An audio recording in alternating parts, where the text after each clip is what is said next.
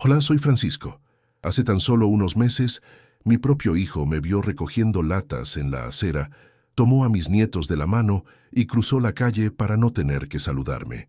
Me miró con una mezcla de vergüenza y asco, como si yo fuera un extraño, un despojo. En ese instante, todo el sacrificio de una vida se sintió como una broma cruel. Uno a veces descubre de la peor manera que la sangre no te garantiza lealtad ni amor. Es una lección que te quiebra por dentro, que te deja sin aire. ¿Alguna vez has sentido que la gente que más amas te desecha como si no valieras nada?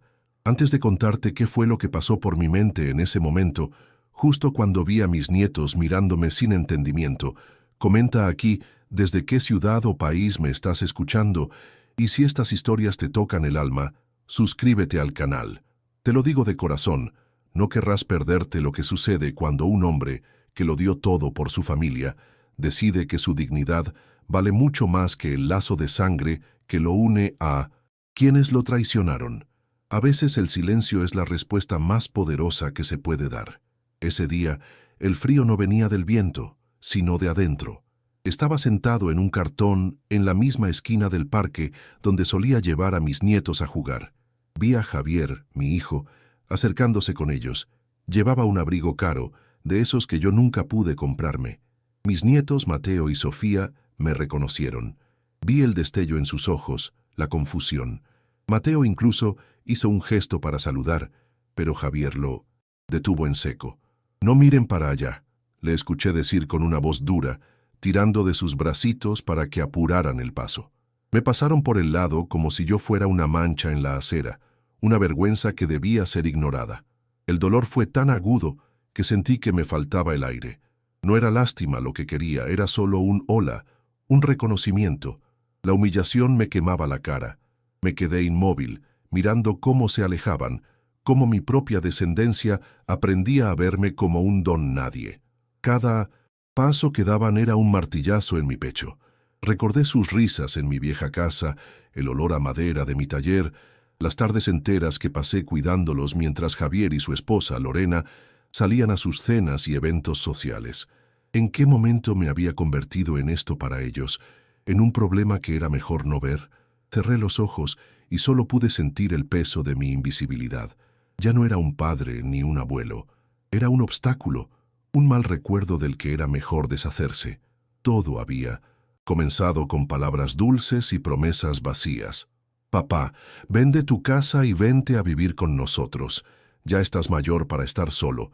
Aquí te cuidaremos», me dijo Lorena con una sonrisa que hoy sé que era pura falsedad. Confié en ellos. Vendí el hogar que construí con mi esposa, el único lugar lleno de nuestros recuerdos, y les entregué hasta el último centavo, creyendo que aseguraba mi vejez y les ayudaba a ellos. Al principio, todo fueron atenciones. Pero en cuanto el dinero estuvo en su cuenta, empecé a ser un estorbo.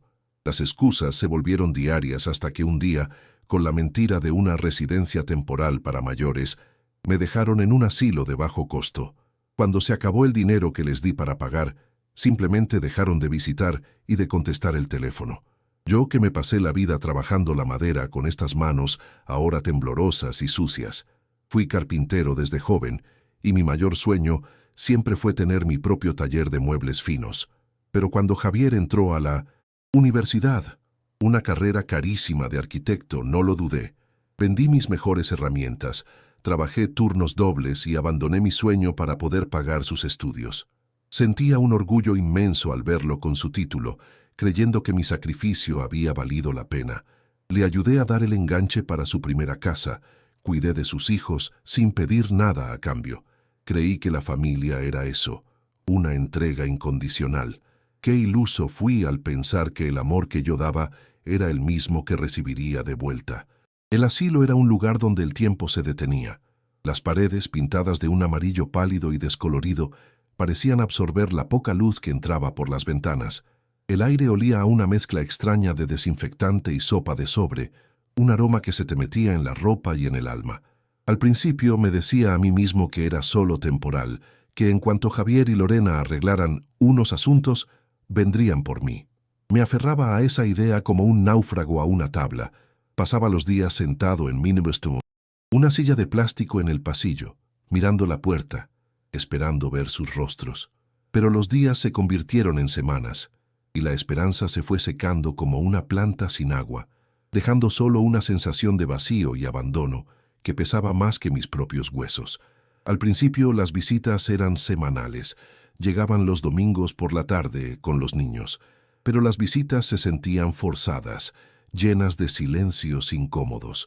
Lorena revisaba su teléfono constantemente y Javier me preguntaba, siempre lo mismo, ¿necesitas algo, papá? Yo solo quería su tiempo, su compañía, pero ellos parecían ansiosos por irse. Luego las visitas se espaciaron. Estamos muy ocupados con el trabajo, decían. Después se convirtieron en llamadas cortas, cada vez más breves. Escuchaba a mis nietos de fondo, sus risas lejanas eran como puñales en mi corazón. Me di cuenta de que no era una prioridad, sino una obligación que estaban tratando de eludir.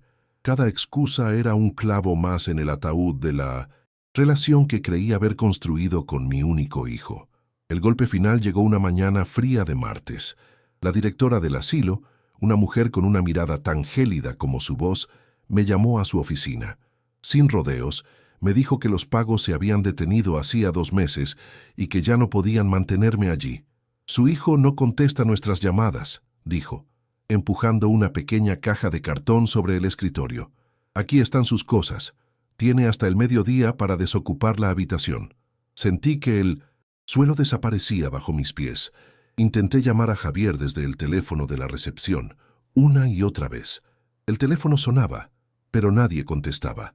Lo único que escuchaba era el eco de mi propia desesperación.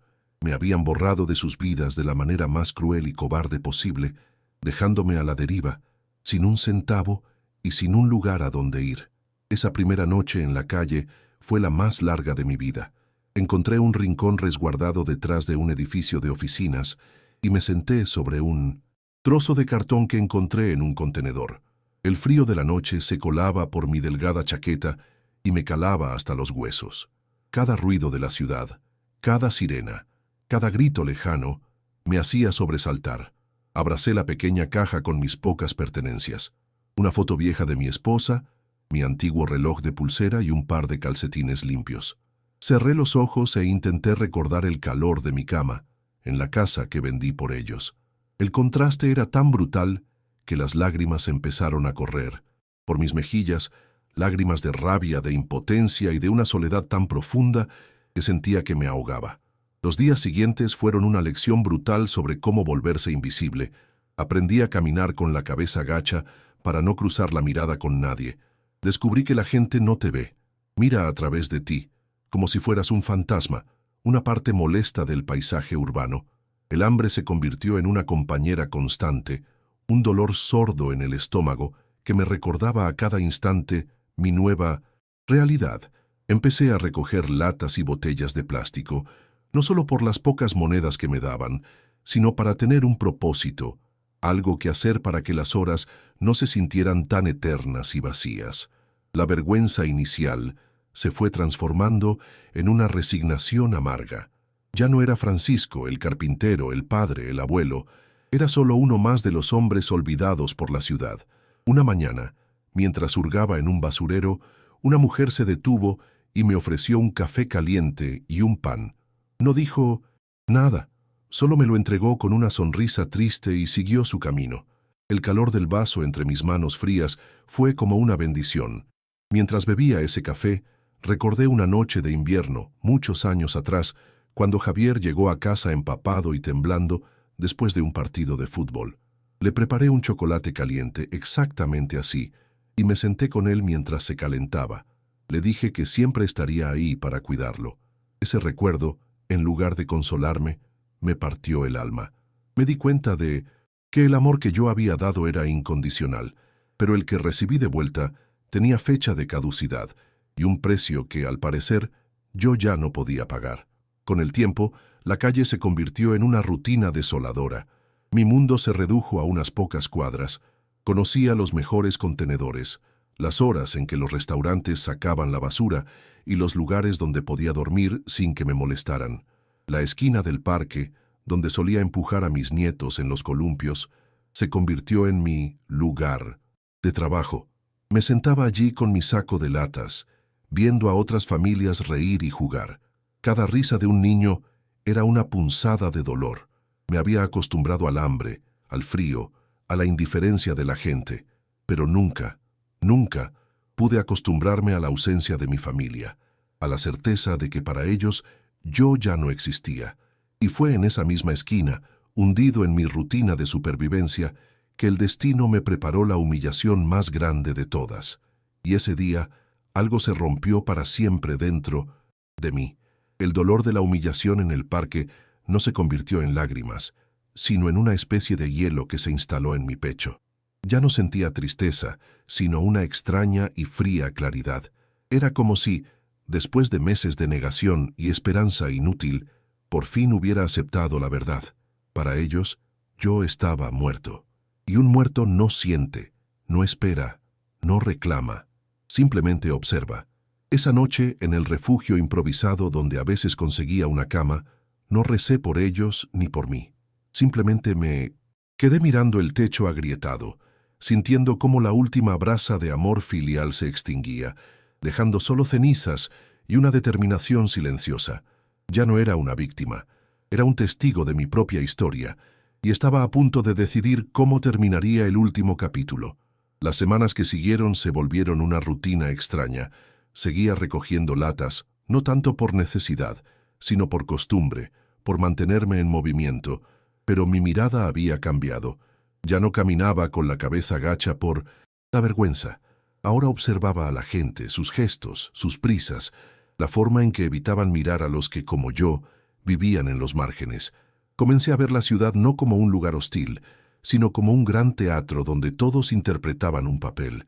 Mi hijo y mi nuera habían interpretado el suyo a la perfección, el de la familia preocupada, para luego revelar su verdadera naturaleza. Y yo, sin saberlo, estaba preparándome para mi propio acto final. La calle me había quitado todo, pero también me había dado algo inesperado, la libertad de no tener nada que perder. Un jueves por la mañana, mientras estaba sentado en un banco del parque, el mismo parque de la humillación, un hombre con un traje impecable se detuvo frente a mí. Sus zapatos brillaban tanto que reflejaban las nubes. Esperaba que me pidiera que me moviera o que me diera una moneda con gesto de superioridad. En cambio, me miró fijamente y preguntó con una voz respetuosa: ¿Es usted el señor Francisco Vargas? Mi primer instinto fue negarlo. Francisco Vargas era el carpintero, el padre, el abuelo. El hombre que yo era ahora no tenía nombre, pero algo en su mirada, una seriedad que no era de lástima, me hizo asentir lentamente. Sacó una tarjeta de su bolsillo y me la entregó. Mi nombre es Alejandro Ramírez. Soy abogado. Llevo mucho tiempo buscándolo, señor Vargas. Tenemos asuntos muy importantes que discutir. Nos sentamos en una cafetería cercana, la primera en la que entraba en más de un año. El abogado, con una paciencia infinita, me explicó la situación.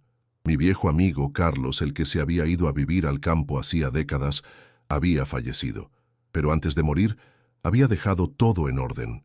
El terreno que compramos juntos por una miseria, ese pedazo de tierra que todos consideraban un yermo, había sido vendido a un consorcio para construir un centro comercial. Mientras el señor Ramírez hablaba de cifras que mi mente apenas podía procesar, más de 15 millones de dólares, yo no sentía alegría. Sentía el peso abrumador de la ironía. El dinero siempre había estado ahí, esperando en silencio, mientras yo perdía mi hogar, mi dignidad y el amor de mi hijo. La noticia no fue una salvación, fue la confirmación de la prueba que, sin saberlo, les había puesto a Javier y Lorena. Y ellos habían fallado estrepitosamente. Puedo imaginármelos perfectamente. Lorena, hojeando el periódico con su café matutino, probablemente quejándose del precio de algo, y de repente, el aviso legal, un anuncio del bufete de abogados buscando a Francisco Vargas, beneficiario de una suma multimillonaria. Puedo ver sus ojos abriéndose como platos, el grito ahogado, la forma en que le arrebataría el periódico a Javier. Puedo ver el pánico en el rostro de mi hijo, no de remordimiento, sino de terror puro a haber perdido la lotería. La codicia es un motor poderoso, y en ese momento Debió haberse encendido con la fuerza de un reactor. De repente, el padre, que era una vergüenza en la acera, se convirtió en el tesoro más preciado que habían perdido. La búsqueda desesperada que emprendieron no fue por amor, fue por pánico financiero. Y me encontraron. Una tarde, un auto de lujo, el mismo que habían comprado con el dinero de mi casa, se detuvo frente al refugio. De él bajaron Javier y Lorena, vestidos como si fueran a una ópera. Lorena corrió hacia mí, con los ojos llenos de lágrimas de cocodrilo. «Papá, oh, papá, te encontramos. Estábamos tan preocupados», sollozaba, tratando de abrazarme. El olor de su perfume caro era una ofensa en aquel lugar que olía a desinfectante y pobreza. Javier se quedó atrás, con la cara desencajada, incapaz de mirarme a los ojos. Detrás de ellos, en el auto, estaban mis nietos, mirándome con una confusión total. Les habían enseñado a ignorarme y ahora de repente tenían que actuar como si me adoraran. La actuación era tan torpe, tan transparente, que casi me daba lástima. Acepté su abrazo. Dejé que Lorena me ensuciara la chaqueta con su maquillaje caro. Escuché las excusas ensayadas de Javier sobre un terrible malentendido con el asilo y problemas con el banco. Asentí con la cabeza, interpretando el papel del viejo frágil y confundido que ellos esperaban ver. Por dentro, mi mente estaba más clara y afilada que nunca. Cada palabra falsa, cada lágrima fingida, era una confirmación. «Vuelve a casa, papá. Tu lugar está con nosotros», dijo Lorena, agarrándome del brazo como si yo fuera un trofeo. Miré a Javier, que por fin levantó la vista, y en 1900 sus ojos no vi amor, vi desesperación y cálculo. «Está bien», dije con una voz débil, una voz que no era la mía. «Iré con ustedes». Mientras me subía a su auto de lujo, sentí que la partida final acababa de comenzar, y esta vez yo tenía todas las cartas. La vida en la casa de Javier y Lorena se convirtió en una jaula de oro. De repente, mi habitación no era un cuarto de invitados, sino la suite del abuelo. Me traían el desayuno a la cama, me preguntaban a cada rato si necesitaba algo, si estaba cómodo. Lorena me compró ropa nueva, suéteres de cachemira que picaban menos que su falsa amabilidad. Se sentaban conmigo a ver la televisión, pero sus ojos estaban fijos en sus teléfonos, seguramente calculando cómo gastarían cada centavo de mi fortuna. Era un teatro constante y agotador. Me trataban como a un rey, pero un rey prisionero. El lujo que me rodeaba, la comida cara, los muebles nuevos, todo me resultaba asfixiante. Prefería 1000 veces el frío honesto de la calle que el calor hipócrita de ese hogar que ya no sentía mío. Lo más doloroso era ver a mis nietos, Mateo y Sofía. Estaban completamente confundidos. Un día, Lorena prácticamente empujó a Mateo hacia mí. «Dale un abrazo al abuelo, cariño. ¿No ves cuánto te quiere?» El niño se me acercó con una vacilación que me rompió el corazón.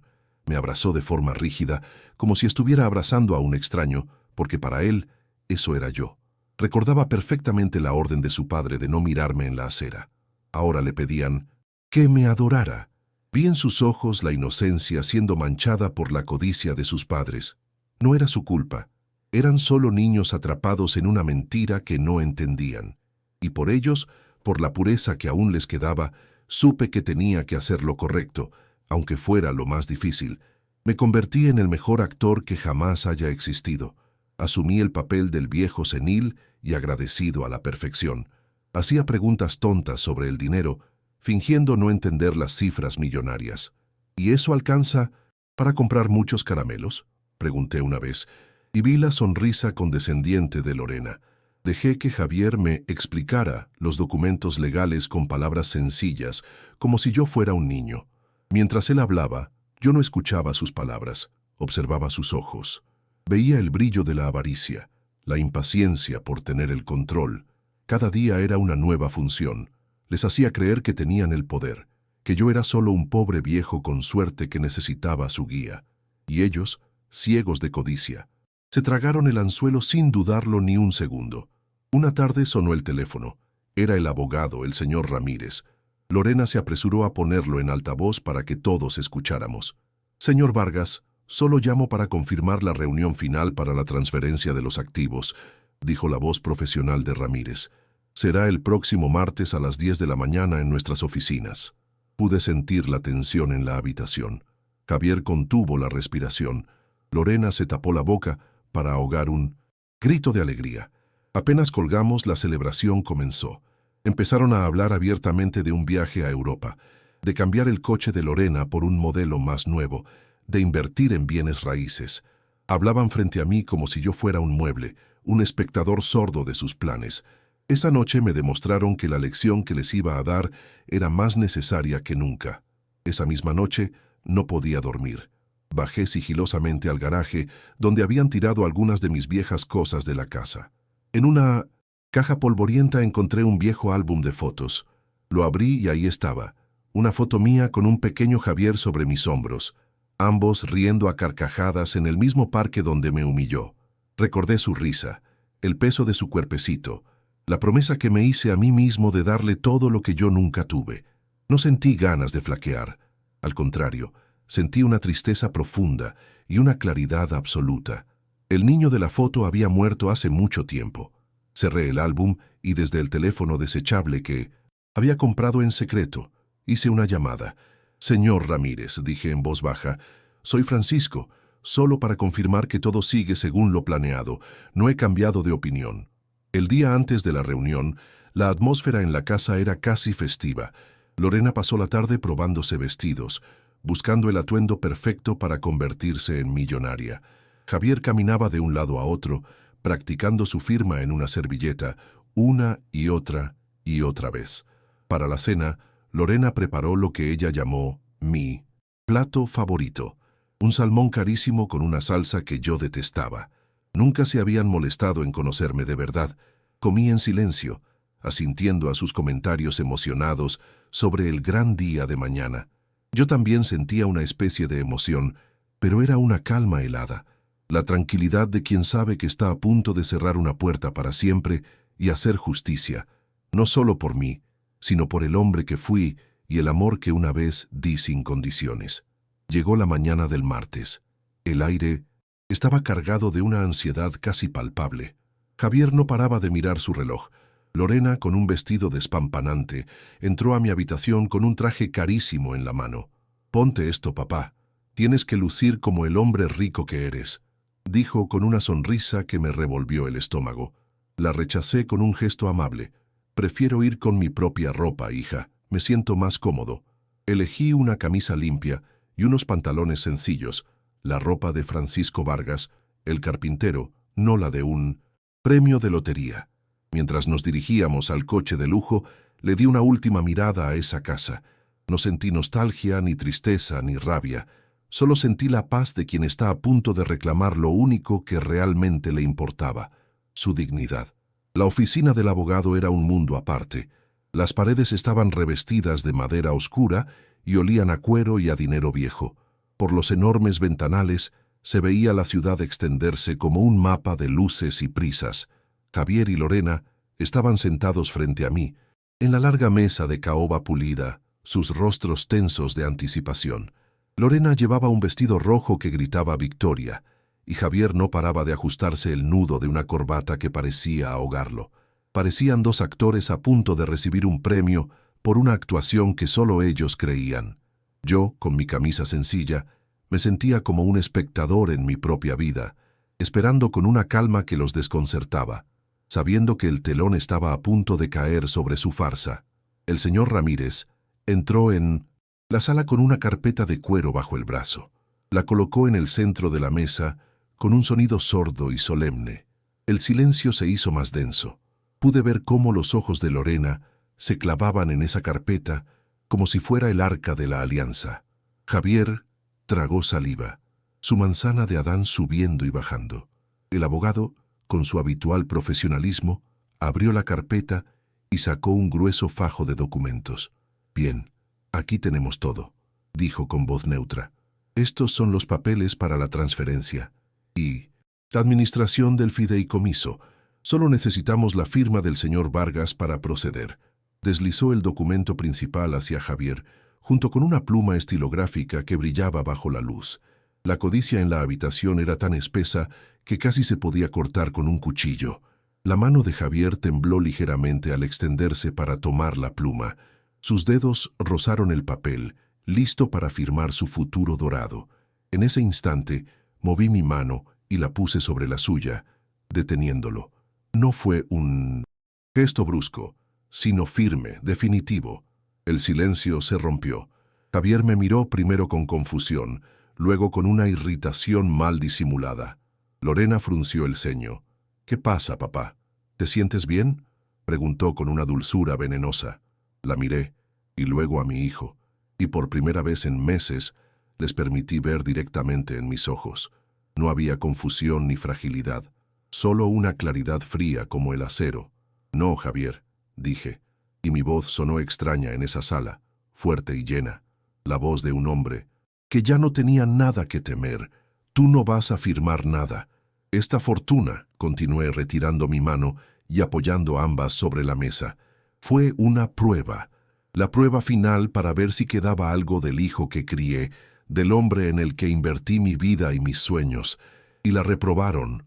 La cara de Lorena pasó de la confusión a la incredulidad, y luego a una mueca de desprecio. Javier se quedó pálido, como si le hubiera dado una bofetada. «No sé de qué hablas, papá», balbuceó. «Claro que lo sabes», respondí, mi voz sin un ápice de temblor. «Sabes perfectamente de lo que hablo. Hablo de un asilo de mala muerte, de llamadas sin respuesta, de un padre abandonado a su suerte. Hablo de la codicia que los cegó hasta el punto de no reconocerme, de verme como un estorbo que era mejor olvidar». Me incliné un poco hacia adelante, asegurándome de que no se perdieran ni una palabra. Pero el momento clave, el que selló su destino, fue en ese parque, el mismo parque donde te enseñé a andar en bicicleta. Me viste recogiendo latas, Javier. Viste a tus hijos, mis nietos, reconocerme, y les ordenaste que no miraran, que cruzaran la calle como si yo fuera basura. Ese día me humillaste de una forma que el dinero nunca podrá reparar, y en esa humillación entendí todo.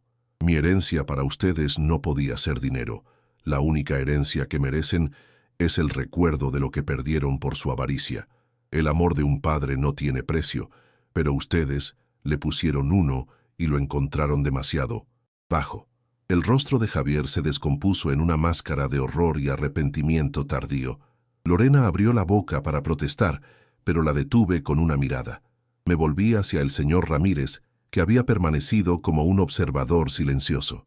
«Señor abogado», dije con calma, «por favor infórmele sobre la cláusula final de la Fundación Manos que Ayudan, constituida esta mañana a las 8 en punto».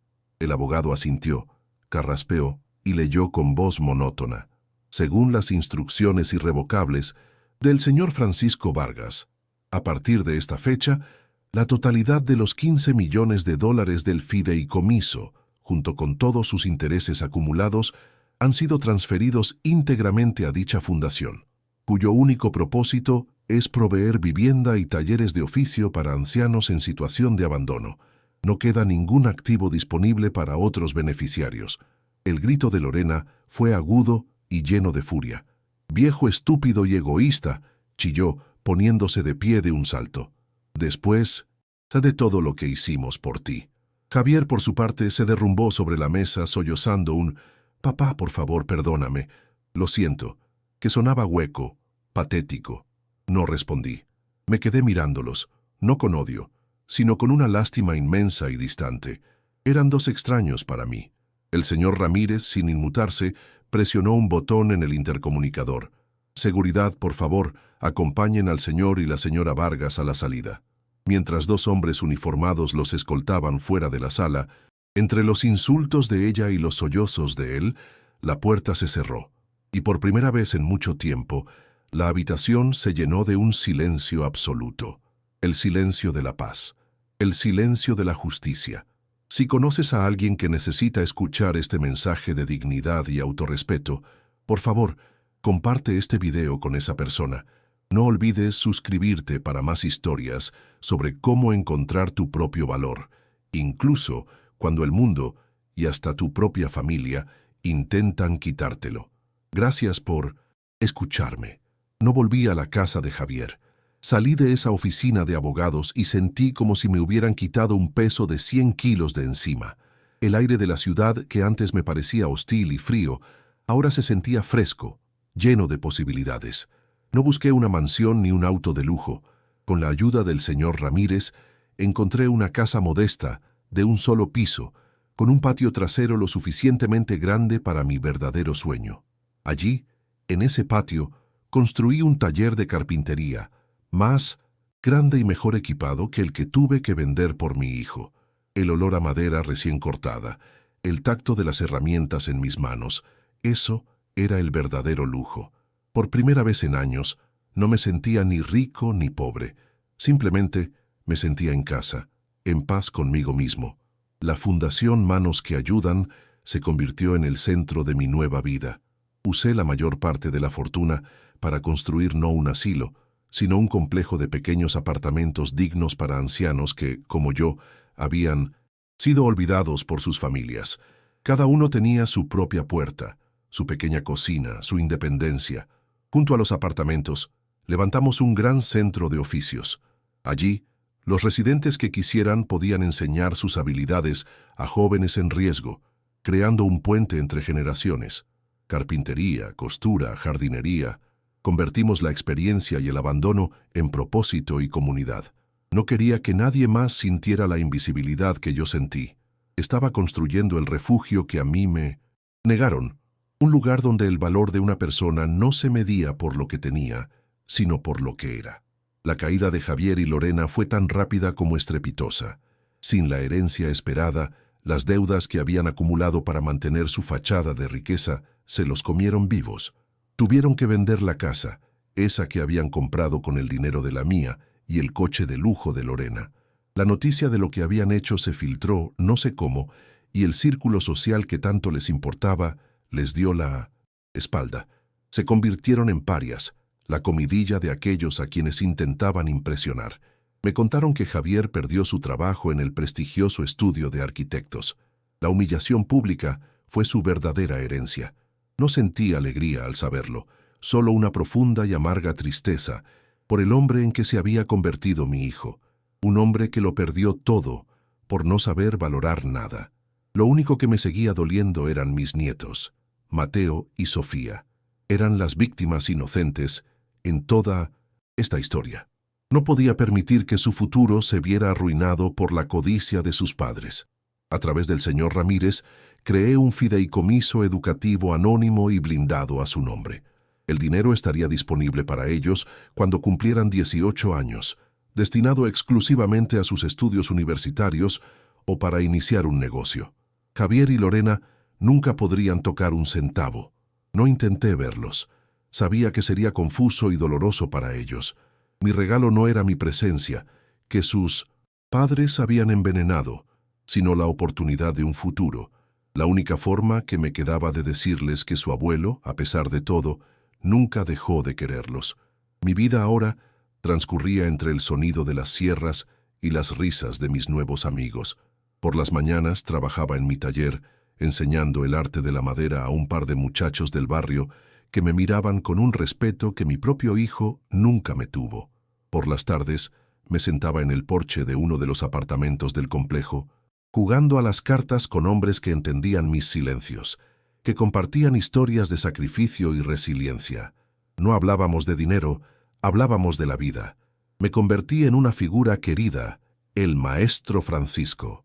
Recibía más abrazos sinceros en una semana de los que había recibido en años. Estaba rodeado de una familia que no compartía mi sangre, pero sí mi corazón. A veces, al final del día, me quedo en la puerta de mi taller, mirando el sol ponerse. Veo las luces encendiéndose en los apartamentos de la fundación y escucho el murmullo de las vidas que de alguna manera ayudé a reparar. Ya no pienso en la humillación de aquella acera. Pienso en el hombre que fui y en el que soy ahora. La vida me quitó a un hijo, pero me dio un propósito mucho más grande. Comprendí que había pasado de ser un mendigo a los ojos de mi familia a ser el dueño de algo mucho más valioso que el dinero. Era dueño de mi dignidad, de mi paz y de un legado construido no con billetes, sino con amor, verdadero y manos que ayudan. Y esa, me di cuenta, es la única riqueza que realmente importa. Mucha gente cree que el dinero lo es todo, que puede comprar la felicidad, el respeto, incluso el amor. Yo mismo, en algún momento, pensé que dándoles todo a mis hijos les aseguraba una buena vida. Pero la verdad es que el dinero solo revela lo que ya está en el corazón de las personas. En mi caso, reveló la codicia. En el suyo, espero que revele la dignidad. Hoy, cuando camino por los pasillos de la Fundación y veo los rostros de hombres y mujeres que recuperaron la sonrisa, entiendo lo que es la verdadera riqueza. No está en una cuenta bancaria, sino en la calidez de una mano amiga, en el propósito de un nuevo día, en la paz de saber que hiciste lo correcto. Esa es una fortuna que nadie, absolutamente nadie, te puede quitar. La sangre te hace pariente, pero la lealtad y el respeto te hacen familia. Esa es la lección más grande que aprendí en este último tramo de mi vida. Mi familia de sangre me vio como un problema, una carga, una cuenta por pagar. Me desecharon cuando ya no les servía, pero aquí, entre estas paredes que ayudé a levantar, encontré una nueva familia. Una familia de extraños unidos por el abandono. Sí, pero también por la resiliencia y el cariño sincero. Compartimos historias, un plato de comida, el silencio cómodo de quienes se entienden sin palabras. Ya no soy el padre de Javier, soy el maestro Francisco para los jóvenes, el amigo Francisco para mis compañeros. Y ese título, créanme, vale mucho más que cualquier apellido. A veces en la quietud de la noche pienso en Javier, no con odio, eso se fue hace mucho tiempo. Pienso en él con una especie de tristeza profunda, como se piensa en alguien que se perdió en el camino, se dejó llevar por la ambición de su esposa, por su propia debilidad, y en su afán por tenerlo todo, se quedó sin nada. Perdió a su padre, el respeto de sus hijos, su hogar, su dignidad. Me pregunto si alguna vez entenderá que el tesoro más grande que tuvo no era una herencia millonaria, sino el amor incondicional que le di y que él tiró a la basura por un espejismo.